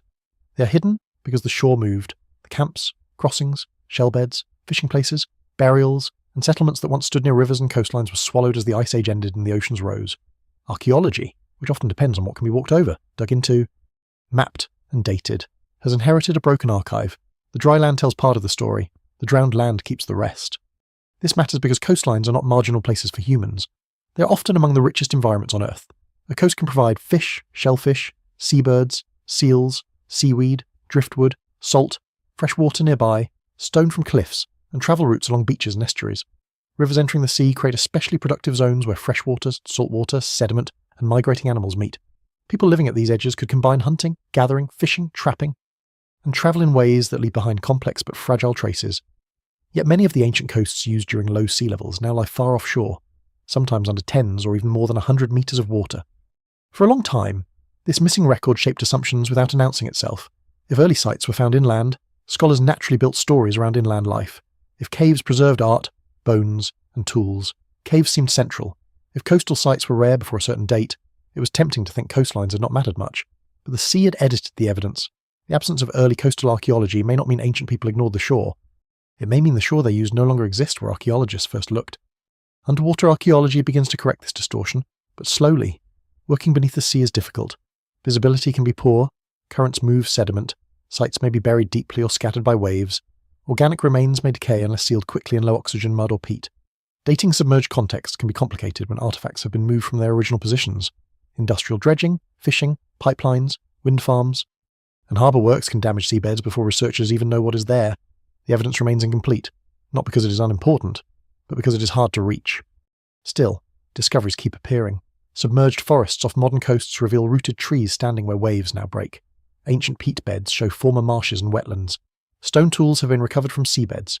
In some places, divers and survey teams have identified prehistoric landscapes with channels, lake margins, and possible occupation surfaces. Around Britain and the North Sea, Doggerland remains the most famous example, but it is not alone. Off the coast of Israel, early settlements now lie underwater, including Neolithic sites where wells, walls, burials, and traces of daily life have been found beneath the Mediterranean. These places prove that drowned archaeology is not only theoretical, whole human landscapes can survive below the waves. A surprising detail from some submerged sites is the preservation of materials that might vanish on dry land.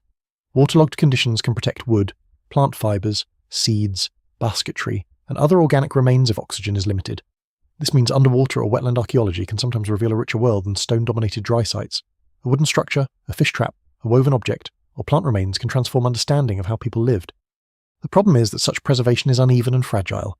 The sea can preserve beautifully in one place and destroy completely in another. The search for lost coasts has also changed through technology. Sonar mapping, seismic survey, sediment coring, ancient DNA from sediments, pollen analysis, and underwater excavation allow researchers to reconstruct vanished landscapes, even where artifacts are scarce. A buried river channel can suggest where people may have moved.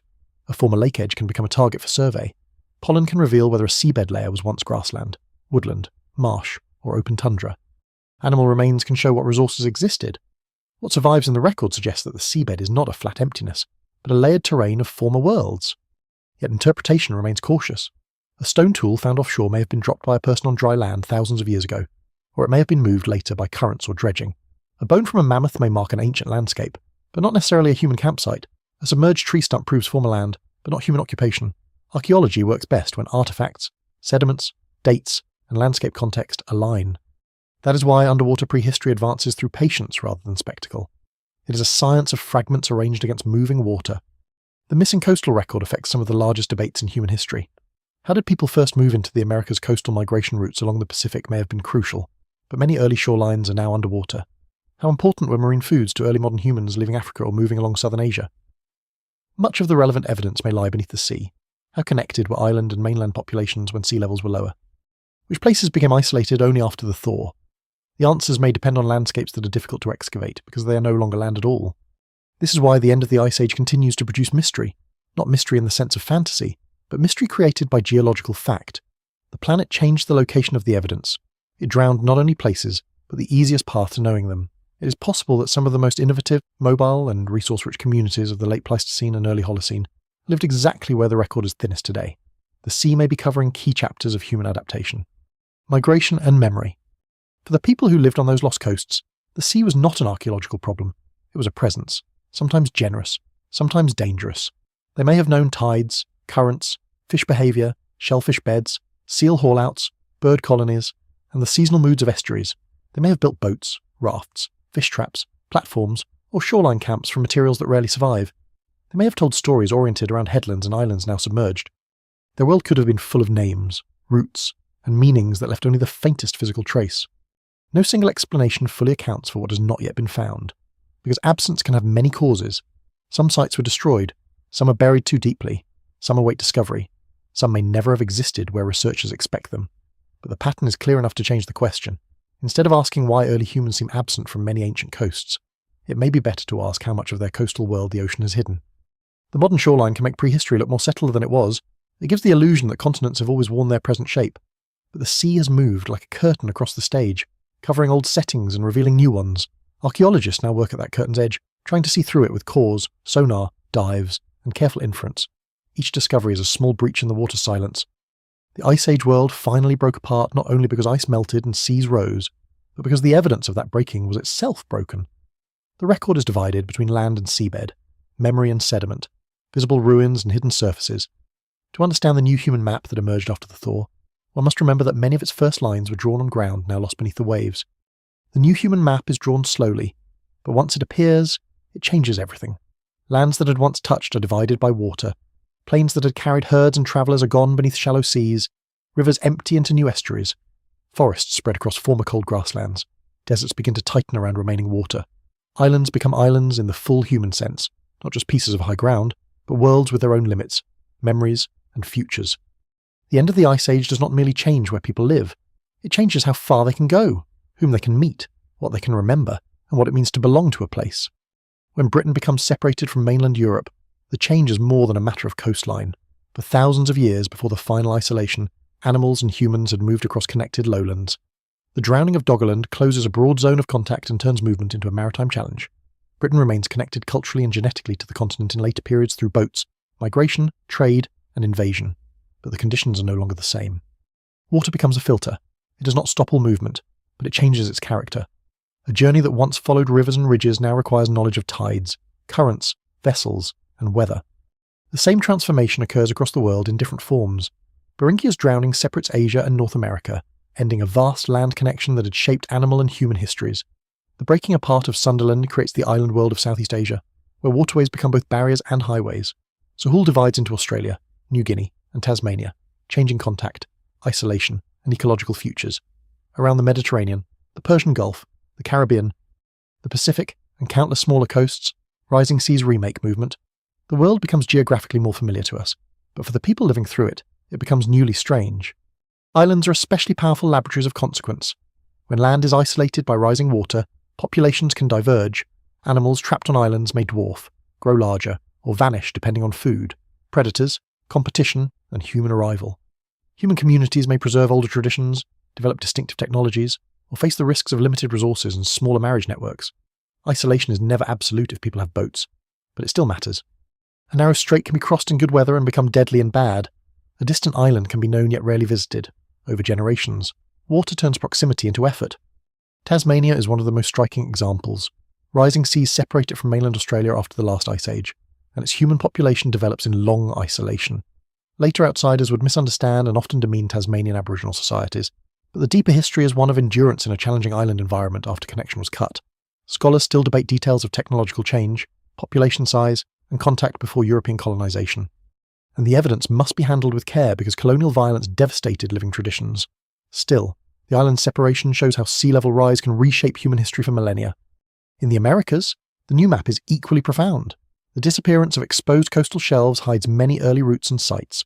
While changing climates open, close, and transform inland corridors, human populations spread into enormous ecological diversity Arctic coasts, plains, forests, deserts, mountains, rivers, and tropical lowlands. And the extinction of many large animals alters subsistence possibilities, but people adapt through regional strategies. Some follow bison and other surviving herds, some turn toward fish, shellfish, seeds, tubers, small game, and eventually cultivation. The post-Ice Age Americas are not a single frontier. They are a continent-wide reshaping of human possibility. Across Eurasia, the retreat of ice opens northern lands to forests, animals, and people. Scandinavia, once burdened by ice, becomes a world of lakes, coasts, and rising land. The Baltic passes through complex freshwater and marine stages. Siberia remains vast and cold, but no longer the same steppe world.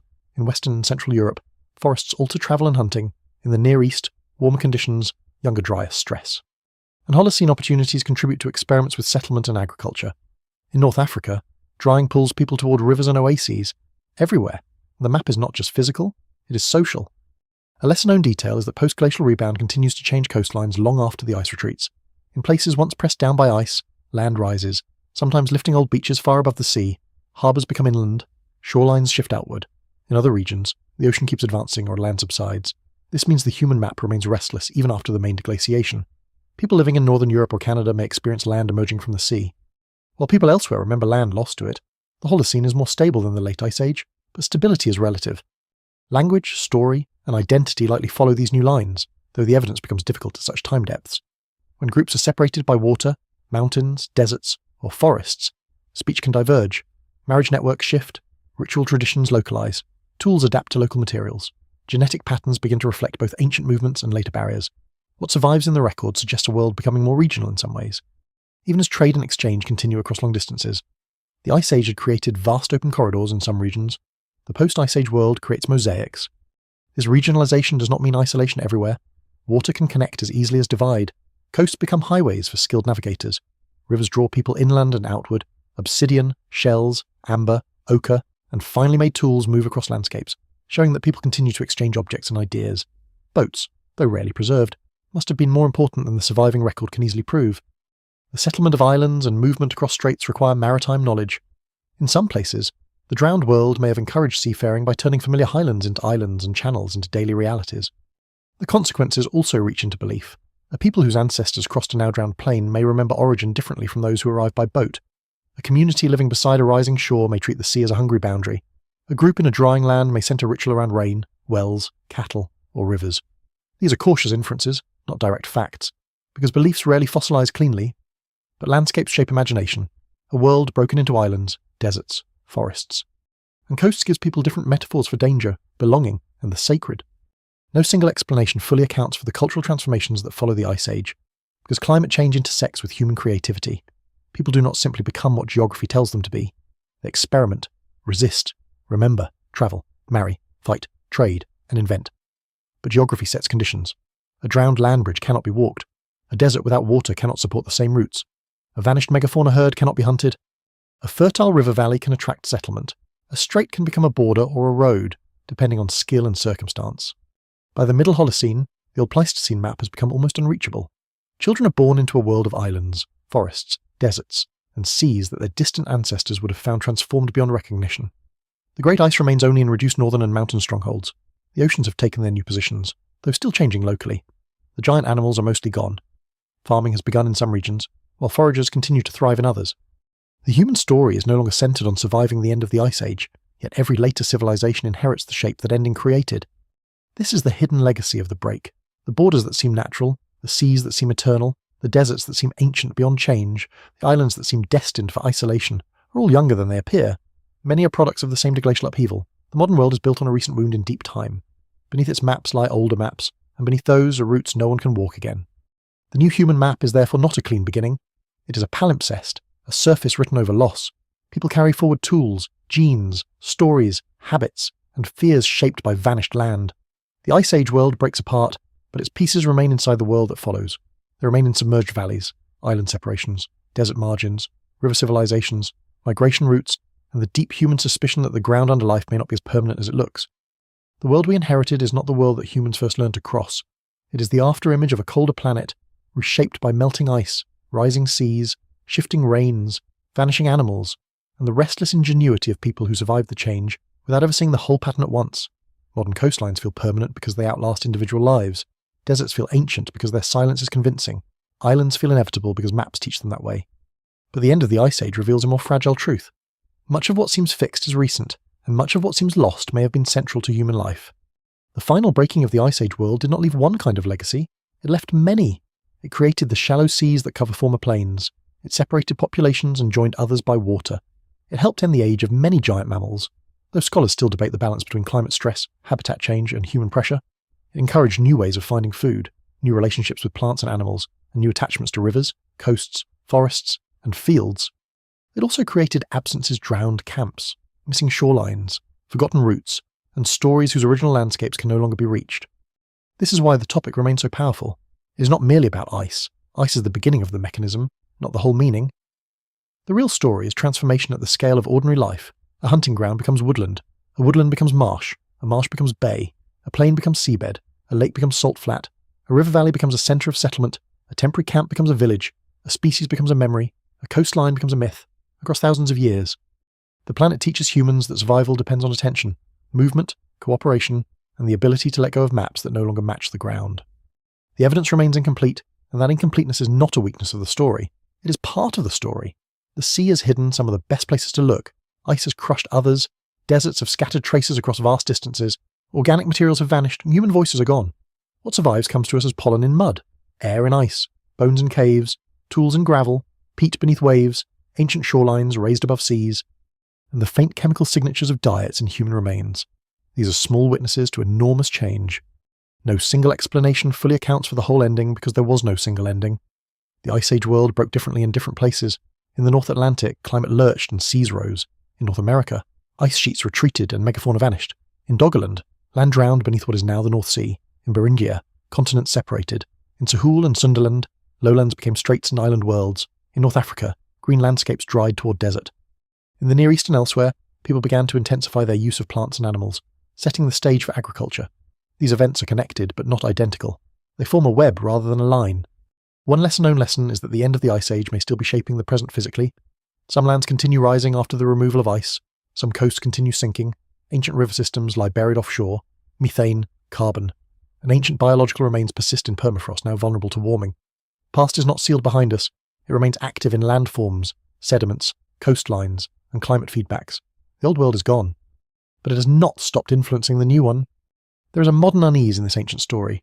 Today, coastlines again face rising seas, though driven by human-caused warming rather than the natural to glacial transition alone.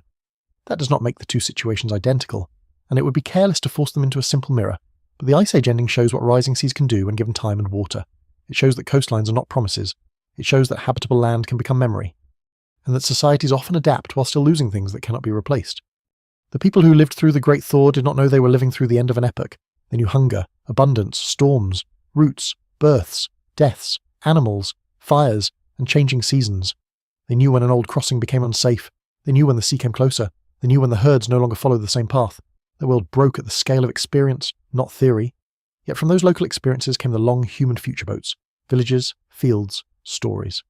Migration, settlements, and memories of water and cold. The modern map is therefore a survivor's document.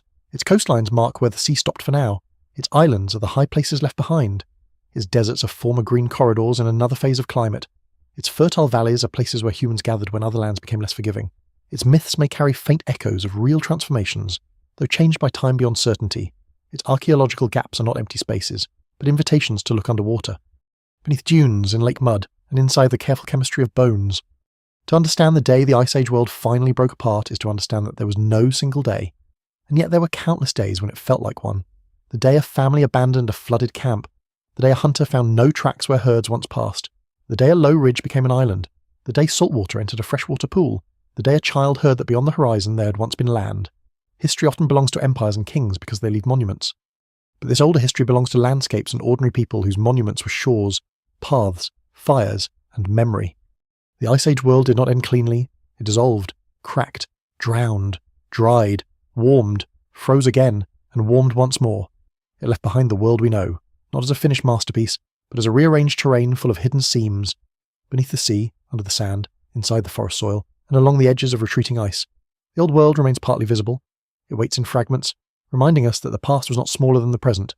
It was vast, inhabited, and real. The last image is not of a glacier collapsing, or a wave breaking over a plain, or a mammoth standing alone against a reddening sky. Though all of those belong somewhere in the story, it is quieter than that. It is a shoreline at dusk, sometime after the great cold has loosened but before memory has settled into legend. The tide is moving in over low ground where people once walked without thinking of it as temporary. Birds lift from the marsh. A line of trees stands dead in salt water. Their roots still holding soil the sea has already claimed. Farther inland, smoke rises from a new camp. The people there are not the first people, and they are not yet ancient to themselves. They are simply alive in the world that remains. They carry tools, children, stories, hunger, knowledge, and grief. They know where the water used to be. They know where it is now. They may not know why the world is changing, but they know that it is.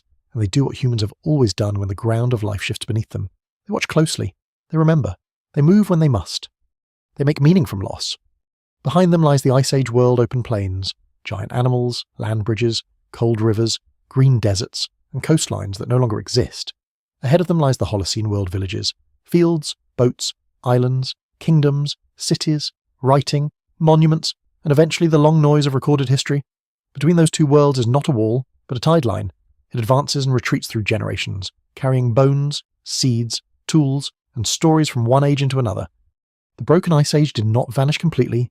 It became the shape of our continents, the silence beneath our seas, the emptiness of deserts, the richness of river valleys, and the hidden ache inside old flood stories. It became the world we mistake for permanent because we arrived late and somewhere under grey water, beneath silt and shell and passing fish. There may still be the buried surface of an old path, pressed once by human feet, leading toward a horizon that was not yet sea.